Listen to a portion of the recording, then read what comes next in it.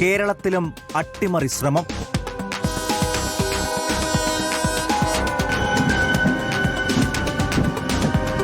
ആട്ടുകല്ല് railway ട്രാക്കിൽ വെച്ച് train അട്ടിമറിക്കാൻ ശ്രമം. കൊച്ചി പച്ചാളത്ത് ഇന്ന് പുലർച്ചെയാണ് സംഭവം. തലനാരിഴക്കാണ് വൻ ദുരന്തം ഒഴിവായത്. അതുവഴി വന്ന ട്രെയിനിന്റെ ലോക്കോ പൈലറ്റ് ട്രാക്കിൽ കല്ല് കണ്ടതിനെ തുടർന്ന് ട്രെയിൻ നിർത്തുകയായിരുന്നു.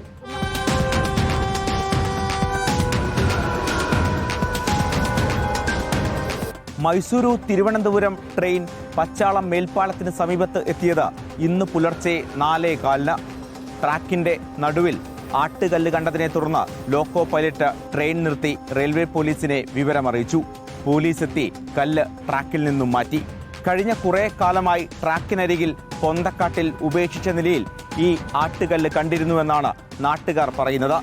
മാത്രവുമല്ല, ഇന്നലെ രാത്രി 2 മണിക്ക് ശേഷം ചിലർ വാഹനത്തിൽ ട്രാക്കിനരികിലേക്ക് എത്തിയിരുന്നുവെന്നും നാട്ടുകാർ പറയുന്നു. എന്നാൽ ഇത് റെയിൽവേ ജീവനക്കാരാണ് എന്നാണ് പോലീസിന്റെ വിശദീകരണം. വണ്ടി വന്നു നിന്നു, കമ്പിപ്പാരയൊക്കെ ആയിട്ടാണ് വന്നത്. ആട്ടുകല്ല് പണ്ടേ ഇവിടെ ഉണ്ടായിരുന്നു. 2 കൊല്ലമായിട്ട് തന്നെ അവിടെ കിടക്കുന്നുണ്ട്. അപ്പോൾ താഴത്തുനിന്ന് എടുത്ത് ഇവിടെ മേളിൽ കൊണ്ടുവന്നു, അത്രേ ഉള്ളൂ.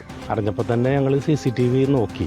അതൊരു പ്രൈവറ്റ് ട്രക്കാണ്, ഈ കോൺട്രാക്ട് ബേസിലൊക്കെ ഓടുന്ന പോലത്തെ ഒരു ട്രക്കാണ്. അപ്പോൾ അതിൻ്റെ ബാക്കിലെ ഡോറ് തുറന്നിട്ടേക്കണായിരുന്നു. അതിൽ 2-3 പേരുണ്ട് അതിനകത്ത്. അത് രാത്രി വർക്ക് ചെയ്യുന്ന ആൾക്കാരെ പോലത്തെ ഡ്രസ്സ് അവർ ഇട്ടിട്ടുണ്ടായിരുന്നു.